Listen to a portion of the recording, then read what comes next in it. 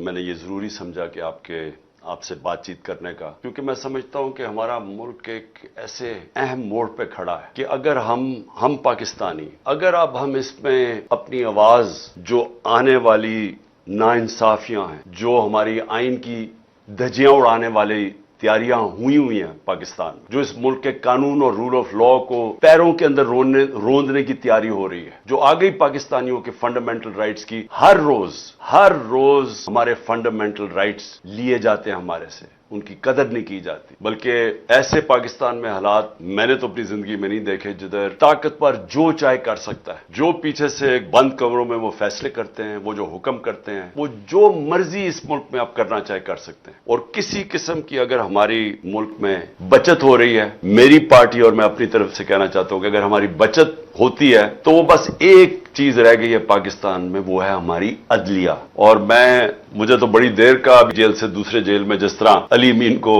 کیا ہے، تو اگر ہماری عدالتیں نہ ہوتی تو مجھے تو انہوں نے 140 یا 145 کیسز کر چکے ہیں، جس میں کرمنل کیسز ہیں، جس میں دہشت گردی کے کیسز ہیں، جس میں ایک کے اوپر میرے اوپر ایف آئی آر کاٹی گئی ہے غداری کی، پاکستان سے غداری کی، کیونکہ میں نے ڈرٹی ہیری کی توہین کر دی ہے، جس پہ میرے اوپر مذہب کی توہین کا کیس کر دیا ہے گورنمنٹ نے، کہ شہباز شریف کو کوئی لوگوں نے یا ان کو کہیں آوازیں لگا دی مدینہ میں، تو اس میں میرے اوپر کیسے توہین مذہب لگ گیا؟ تو یہ ہو رہا ہے آج، میرے گھر کے اوپر حملے ہوئے ہیں، 24 گھنٹے میرے گھر کے اوپر حملہ کیا گیا، یعنی کوئی اس کی مثال ہی نہیں ہے کسی جمہوریت کے اندر جو ہوا ہے میرے ساتھ، اور پھر گولیاں قتل کرنے کا کیس۔ لیکن میرا چھوڑیں، مجھے تو 2 دفعہ قتل کرنے کے کیس تھا، ایک دفعہ وزیر آباد اور ایک دفعہ جوڈیشل کمپلیکس اسلام آباد، لیکن میں بات کر رہا ہوں جو میرے لوگوں سے ہو رہا ہے۔ تو یہاں تو صرف ہم ایک ہی طرف دیکھ رہے ہیں، عدلیہ کی طرف، اور ہم وہ لوگ ہیں جو ملک چھوڑ کے نہیں جانے والے۔ جو پہلے کیا ہوتا تھا کہ جیسی اپوزیشن میں آتا تھا، جب کیس شروع ہوتے تھے تو ایک دم اپنے جدھر ان کے پیسے اور سب کچھ پڑا ہوا ہے وہ باہر بھاگ جاتے تھے، اور باہر رہتے تھے، جب تک این آر او نہیں ملتا تھا تب تک واپس نہیں آتے تھے۔ تو ہم نے تو یہاں جینا مرنا ہے، ہم نے تو یہی، ہمارا یہ ملک ہے۔ میری تو کوئی باہر پراپرٹیز، اور لندن تو چھوڑو، پاکستان میں تو پراپرٹی ہے، باقی دنیا میں کہیں اور پراپرٹی نہیں ہے، نہ کہیں پیسے ہیں، نہ بینک اکاؤنٹس ہیں۔ تو اس لیے ہم نے تو اسی ملک میں آخری گیند تک لڑنا ہے۔ اب ہماری جو لڑائی ہے وہ ہے یہ مافیاز کے ساتھ، اور ان کے ساتھ ہینڈلرز کے ساتھ، اور وہ کیا کوشش کر رہے ہیں کہ پاکستان میں جو ایک سپریم کورٹ جس کے اوپر ہم امید لگا کے بیٹھے ہوئے ہیں، جو پاکستان کے آئین کی صرف ایک ہی تشریح کر سکتا ہے، پاکستان کی آئین کی ایک ہی ادارہ، وہ ہے پاکستان کا سپریم کورٹ، تو ہم تو اس کے اوپر نظر اور امید لگا کے بیٹھے ہوئے ہیں۔ تو میں جو آپ سے آج بات خاص کرنے آیا تھا، وہ پہلے میں آپ کو سمجھا دوں کہ اس وقت یہ جو میں آپ کو کہتا ہوں فیصلہ کن موڑ، یہ ہے کیا؟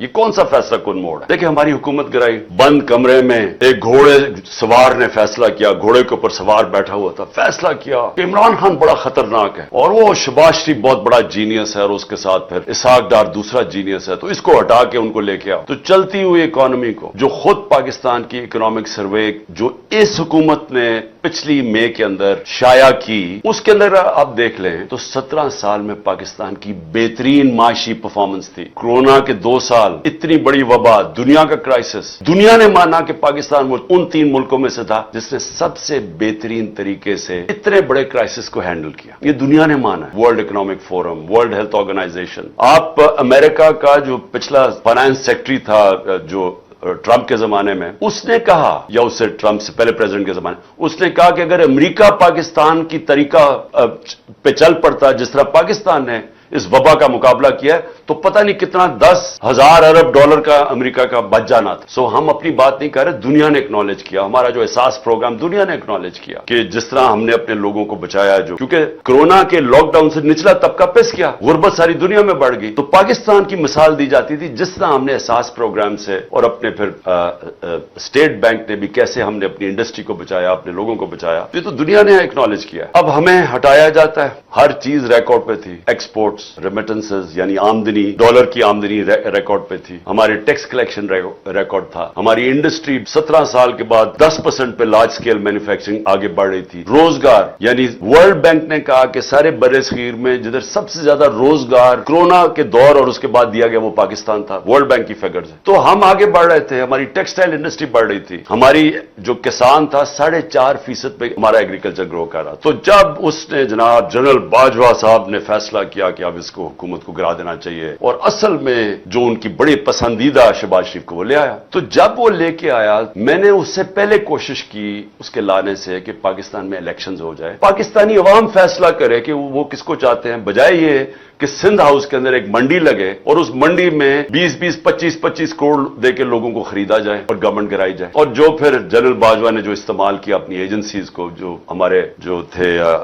ایلائز ایم کیو ایم اور باپ پارٹی, ان کو ہمارے سے علیحدہ کیا گیا. وہ تو سب ساروں کو پتہ اس چیز کا. لیکن ہوا کیا پاکستان میں اس لیے کہہ رہا ہوں کہ میں نے تب تجویز کی کہ الیکشنز کروائے جائیں. یہی سپریم کورٹ کے ججز کو, جن کو برا بھلا یہ نون لیگ کہہ رہی ہے اور ان کی نیچے گر کے ان کے خاندانوں کے اوپر جو گند اچھال رہی ہے, اسی سپریم کورٹ نے تب سو موٹو ایکشن لے کے ہماری گورنمنٹس انہوں نے بحال نہیں, الیکشنز انہوں نے مسترد کر دیے اور انہوں نے اس کو شہباز شریف کو بحال کروا دیا. مجھے تکلیف ہوئی, 12 بجے عدالتیں کھلنے کی مجھے تکلیف ہوئی, بہت ہوئی, لیکن ایک دفعہ بتائیں کہ میں نے سپریم کورٹ کی ججز کی کسی کی تنقید کی, ہم نے قبول کر لیا فیصلہ. لیکن یہ دیکھ لیں کہ اس کے بعد ہوا کیا پاکستان سے. اب 1 سال ہو گیا, اب سب کے پاس اب 1 سال کا ریکارڈ آ گیا. میں تب بھی کہتا گیا, بار بار میں کہتا گیا کہ دیکھیں یہ لوگ نہیں سنبھال سکیں گے, کیونکہ میں ان کو 40 سال سے جانتا ہوں. میں نے دیکھا ہے ان کو, پاکستان کو, پہلے ہمارے ساتھ ہمارے ہندوستان آگے نکلا 90 کی دہائی میں, بنگلہ دیش آگے نکل گیا پاکستان سے. یہ کوئی تصور نہیں کر سکتا تھا, ہماری طرح کے لوگ جنہوں نے پاکستان,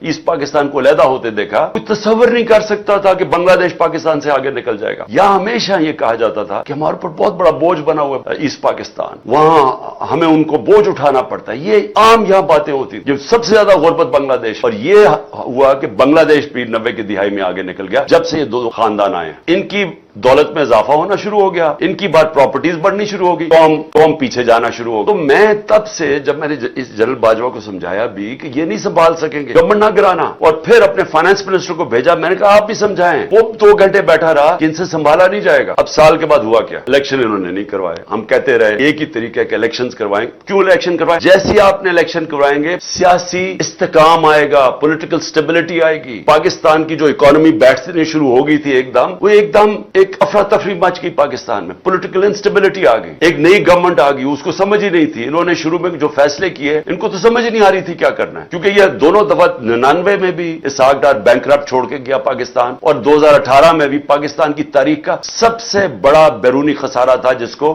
کرنٹ اکاؤنٹ ڈیفیسٹ کہتے ہیں, تاریخی تھا. تو انہوں نے اب کیسے ٹھیک کرنا تھا؟ تو جو چلتی ہوئی اکانومی تھی 6% پہ گرو کر رہی تھی, جو سارے ٹارگٹس ہم آگے نکل گئے تھے اپنے ٹارگٹ سے, اور وہ اکنامک سروے میں لکھا ہوا ہے, اس اکانومی کو انہوں نے ان کے ہاتھ میں ڈال کے تو وہ نیچے جانا شروع ہو گئی. میں بار بار کہتا رہا کہ ابھی بھی الیکشن کروا لو, کیونکہ الیکشن سے اس ملک کے اندر پولیٹیکل سٹیبلٹی آئے گی اور پھر اکانومی ٹھیک ہوگی. میرے اوپر ہر قسم کے الزامات لگائے گئے. ایک میں نے انٹرویو دیا, میں نے کہا ہم ڈیفالٹ کرنے چلے جائیں گے اگر ابھی نہ انہوں نے کچھ کیا. انہوں نے کہا اس کے اوپر غداری کا پرچہ کرو. تو غداری کے خیر تو پرچے ہو چکے ہیں میرے اوپر. ایک توہین ڈرٹی ہیری کی وجہ سے میرے اوپر غداری کا پرچہ ہو گیا کہ میں نے پاکستان سے غداری کر لی. تو ہوا کیا, ہم الیکشنز کرتے رہے. انہوں نے آخر میں کہا کہ جی اگر آپ کو الیکشنز چاہیے تو آپ اپنی گورنمنٹس کرا دیں, اپنی گورنمنٹس ڈیزالو کر. میں یہ چاہتا ہوں آپ ذرا یہ منافقت دیکھیں جو ہوئی ہے میرے سے اور پاکستان سے. آئین کے اندر بڑا واضح تھا کہ جب بھی اسمبلی ڈیزالو کی جاتی ہے تو 90 دن کے اندر الیکشن ہونا ہے. یہ میں آپ کو واضح کر دوں, کوئی پاکستان کا قانون دان, لائر, جج سب اس چیز پہ متفق ہیں کہ جیسی اسمبلی آپ کی ڈیزالو ہوتی ہے 90 دن میں الیکشن ہونا ہے. ایک پاکستان کے وکیل نے اس کے خلاف ابھی تک بات نہیں کی. ایک کسی سپریم کورٹ کے جج 15 کے 15 جج کسی نے یہ نہیں کہا کہ 90 دن سے آگے الیکشن جانا چاہیے, کیونکہ آئین ہے اور یہ سب سے بڑا فنڈامنٹل رائٹ ہے. فنڈامنٹل رائٹ جو بنیادی حقوق ہوتے ہیں ان میں سے جو سب سے امپورٹنٹ ہے وہ ہے رائٹ ٹو ووٹ, کہ میں اپنی ووٹ سے اپنے ملک کے اندر فیصلہ کروں کون سی حکومت آئے گی. یہ میرا بنیادی حق ہے. سب سے باقی حقوق میں سے نمبر 1 پہ یہ. تو جب ہم نے اپنی گورنمنٹس تحلیل کی تو میں پہلے اس سے پہلے ذرا یہ ان کے کامنٹ سن لیا کہ جب میں یہ کہہ رہا تھا تو ہمیں بار بار انہوں نے طنز کیا کہ اگر الیکشن چاہتے ہیں تو آپ اپنی حکومت ڈیزالو کر دیں. جب اسمبلیز تحلیل کی تو کیا ہوا, ایک دم شور مچ گیا کہ جی یہ الیکشن تو ہوں گے ہی نہیں. سب نے مل کے شور مچا دیا الیکشن نہیں ہوں گے. انہوں نے جو الیکشن کمیشن نے جو سب سے زیادہ بددیانتداری کی, جو اس نے بے ایمانی کی, کہ اس نے دونوں جب کیئر ٹیکر گورنمنٹ ہم نے بنائی تو اس نے وہاں فضل الرحمان کے لوگ بٹھا دیے پختونخوا میں, اور پنجاب کے اندر شہباز شریف کی حکومت لے آیا. یعنی سارے ان کے آفیسر سب لوگوں کو اوپر بٹھا دیا. اور اس کے بعد وہ حکومتیں, یہ جو کیئر ٹیکر ہے اس کا کام تھا الیکشن کروانا، وہ کیئر ٹیکر الیکشن کی بات نہ کرے. ہمیں جانا پڑا سپریم کورٹ میں. سپریم کورٹ کا واحد ادارہ کا کام ہے کہ تشریح کرے آئین کی. سپریم کورٹ نے فیصلہ دے دیا 4 اپریل کو کہ جناب پنجاب کی حکومت، پنجاب میں الیکشن ہوں گے 14 مئی کو. ہم نے تیاری کرنی شروع کر دی. ہم نے جس دن تیاری کرنی، ہم نے اپنی الیکشن کیمپین اناؤنس کرنی تھی، تو انہوں نے آ کے ہمارے اوپر حملہ کر دیا. ہمارے اوپر پنجاب پولیس نے جب ضلع شاہ کو انہوں نے تشدد کر کے قتل کیا، تو ہم تو اپنی الیکشن کیمپین پہ نکلے ہوئے تھے جو کہ اناؤنس ہو چکی تھی. انہوں نے صبح کو وہ دفعہ 144 لگائے جو لگا ہی نہیں سکتے ایک دفعہ الیکشن اناؤنس ہو جائے، اور ہمارے اوپر انہوں نے حملہ کر دیا، ہمارے پہ کیسز کر دی. تو ادھر سے نیت نظر آ گئی کہ یہ تو الیکشن چاہتے ہی نہیں ہے. تو اس کے بعد یہ پھر آگے بات بڑھی. سپریم کورٹ نے، چیف جسٹس صاحب نے ہمیں کہا کہ آپ ان کے ساتھ بیٹھیں اور آپ کوشش کریں کہ یہ چاہ رہے ہیں کہ ایک ہی وقت پہ الیکشنز ہو. تو ہم نے ان کے ساتھ بیٹھے، ہم نے ان کے ساتھ بات چیت شروع کی. ہم نے کیا ذرا آپ کو سمجھ آ جائے کہ ان کو ہمارے موقف میں فرق کیا تھا. ہم نے ان کو کہا کہ اگر آپ سیریس ہیں تو 14 مئی سے پہلے آپ فیڈرل گورنمنٹ ڈیزالو کر دیں اور ہم پھر اکٹھے الیکشنز کروا دیں گے. انہوں نے آگے سے کہا نہیں جی وہ بجٹ کے بات کریں. اب پاکستانیوں ذرا یہ سمجھنے کی کوشش کریں، کیا بجٹ اس کو بنانا چاہیے جو کہ پبلک کا مینڈیٹ لے کے آئے، یعنی پبلک سے ووٹ لے کے آ کے وہ بجٹ بنائے، یا وہ حکومت بجٹ بنائے جو کہ بجٹ بنا کے اس نے ڈیزالو ہو جانا ہے؟ یہی بدنیتی تھی. ان کا الیکشن بجٹ کے بعد بھی پلان نہیں تھا. یہ صرف ٹائم بائی کر رہے تھے. یہ صرف چاہ رہے تھے کہ ہم مذاکرات کرتے رہیں اور کسی طرح جو سپریم کورٹ فیصلہ کر بیٹھی تھی 14 مئی کے الیکشن کا، یہ اسے نکلنا چاہتے تھے. تو انہوں نے ہمیں کہا کہ جی ہم پہلے بجٹ پاس کریں گے. بدیتی ادھر پتا چل گئی. ہم نے ان کو واضح کہہ دیا، ہم نے کہا کہ دیکھیں 14 مئی سے پہلے گورنمنٹ کرائیں اکٹھے الیکشن. اگر آپ نہیں کرتے تو ہم پھر اپنے جو سپریم کورٹ کہہ بیٹھے پنجاب کے الیکشن ہم اس پہ چلیں گے. مذاکرات ہوئے، بدنیت تھے، فیل ہو گئے. جو انہوں نے آرگیومنٹس دی ہیں، کوئی کسی بھی یعنی کسی دنیا کی جمہوریت میں ایسی بات چیت ہو سکتی نہیں ہے جو انہوں نے باتیں کی ہیں. عجیب انہوں نے کوئی کہ ہم الیکشن اس لیے نہیں کروا سکتے، پتہ نہیں پیسے نہیں ہیں تو پتہ نہیں ہم بجٹ پاس کریں گے. آئی ایم ایف کا پروگرام ہے، آئی ایم ایف کا پروگرام ہے. یہ بھی سن لیں، یہ کہہ رہے ہیں کہ تب تک آئی ایم ایف سے اگریمنٹ ہو جائے گی. ہمیں 1 سال پہلے سے یہ کہہ رہے ہیں کہ جناب آئی ایم ایف سے اگریمنٹ ہونی چاہیے، اس لیے ہم الیکشن نہیں کروا رہے. یہ 2022 کو انہوں نے ہمیں کہا تھا کہ ابھی ہم اس لیے نہیں کروانا چاہتے، ہم الیکشن نہیں کروانا چاہتے کیونکہ آئی ایم ایف سے اگریمنٹ ہو رہی ہے. کیا گارنٹی ہے کہ آئی ایم ایف سے اس سال ہی اگریمنٹ نہیں ہوگی؟ ابھی تک تو اگریمنٹ نہیں ہو رہی. تو آئی ایم ایف کی اگریمنٹ کا بہانہ دے کے ہمیں کہہ رہے ہیں جو ہمارا رائٹ ہے، یہ یاد رکھیں، اس پہ کوئی گنجائش نہیں ہے. ہمارا یہ حق ہے کہ جب ہماری اسمبلیز ڈیزالو ہوئی 90 دن میں الیکشن ہونا، یہ سے چینج نہیں ہو سکتا. بہانے مار رہے ہیں آئی ایم ایف کے، پیسے نہیں ہیں، سیکیورٹی. آج جو سپریم کورٹ کا فیصلہ آ جائے گا، کیونکہ یہ انہوں نے اپنے لوگ بٹھا کے، یعنی وہ لوگ جو کہ نون لیگ کی گورنمنٹ پنجاب میں آ گئی ہے، الیکشن کے ذریعے نہیں، صرف اپوائنٹ کیے گئے ایک الیکشن کمشنر جو ان کے ساتھ ملا ہوا ہے نون لیگ کے ساتھ اور یہ پی ڈی ایم کے ساتھ. اب اس کی گورنمنٹ یہاں بیٹھ کے، فضل الرحمان کی وہاں بیٹھ کے کے پی میں، اور یہ کہہ رہے ہیں کہ ہم اکتوبر تک یہ بیٹھے رہیں گے. تو سب سے پہلے تو پنجاب اور پختونخوا کے لوگوں کا یہ حق ہے جو ان کو پاکستان کا آئین یہ حق دیتا ہے کہ وہ اپنے ریپرزینٹیو یعنی اپنے نمائندوں کے ذریعے حکومت ہوگی، ان کے نمائندوں کے ذریعے. تو 70% پاکستان پختونخوا اور پنجاب کے اندر اب پبلک ان کے لوگوں کے نمائندے نہیں اوپر بیٹھے ہوئے، یہ بیٹھے ہوئے شہباز شریف کے نمائندے اور فضل الرحمان کے نمائندے، یہ ان دونوں صوبوں کے نمائندے نہیں ہیں. لہٰذا پہلے تو یہ گورنمنٹس ختم ہو گئی. دوسری چیز اب یہ کہ انہوں نے اب واضح کر دیا کہ یہ سپریم کورٹ کا فیصلہ نہیں مانے. اور میں اصل چیز پہ آ رہا ہوں کہ انہوں نے سپریم کورٹ کا فیصلہ نہیں ماننا،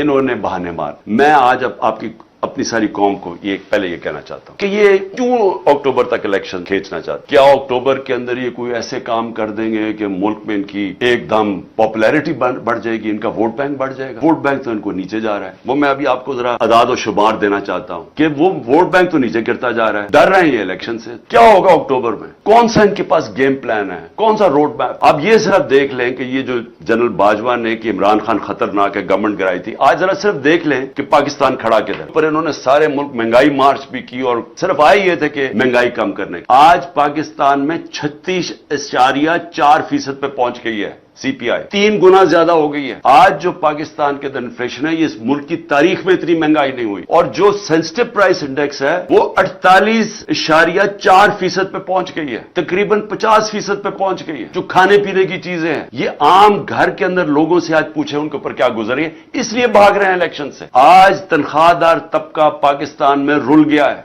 ये जनरल बाजवा का तोहफा था कि इन्होंने जो हमारी गवर्नमेंट गिरा के ये लोग लेके आए। और आगे गेम प्लान क्या है, मैं फिर से पूछ